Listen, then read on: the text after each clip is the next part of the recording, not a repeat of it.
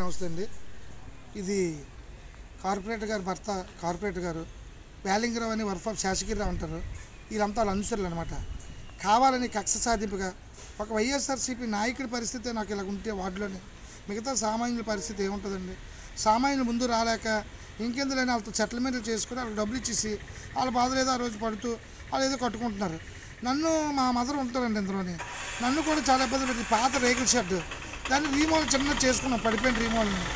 దానివల్ల మాకు ఇంత ఇబ్బందులు పెట్టి ఇలా చేసి 7 లక్షల కోట్లు అండి, ఇది ఒక స్లమ్ ఏరియా, 7 లక్షల కోట్లు ఇవన్నీ మాకు.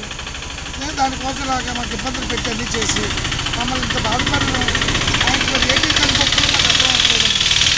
మేము ఒకే పార్టీ కొన్ని వేరే పార్టీలు ఉన్నామా, కక్ష సాధించేదిగా కొన్ని ఏమైనా చేయగలమా అని మేము వైసీపీ పెద్దలందరికీ కూడా ఇదే మాకు తెలియజేసుకోవడం జరుగుతుంది. కానీ మాకు చాలా ప్రాణాన్ని ఉందండి. ఎందుకంటే ఇక్కడ వాళ్ళు రోజు మా ఇంటి చుట్టూ తిరగడం చేయడం, బళ్ళు మీద రావడం, మా ఇల్లు ఫోటోలు తీయడం, మమ్మల్ని భయభ్రాంతులు చేయడం, మేము ఎక్కడికి వెళ్ళినా మా వెనకాల అలా కార్పొరేటర్ గారు అనుచరికెళ్ళం వెనకాల తిరగడం చేయడం.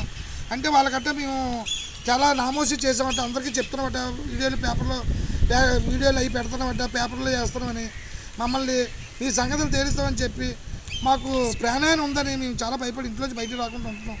ఎక్కడికి వెళ్ళాలంటే మాకు భయం వేస్తుంది. దయచేసి ఈ వీడియో చేసి జగన్మోహన్ రెడ్డి గారు, వైవి సుబ్బారెడ్డి గారు పెద్దలందరూ కలిసి మాకు తగు న్యాయం చేయాలని కోరుకుంటున్నాం సార్.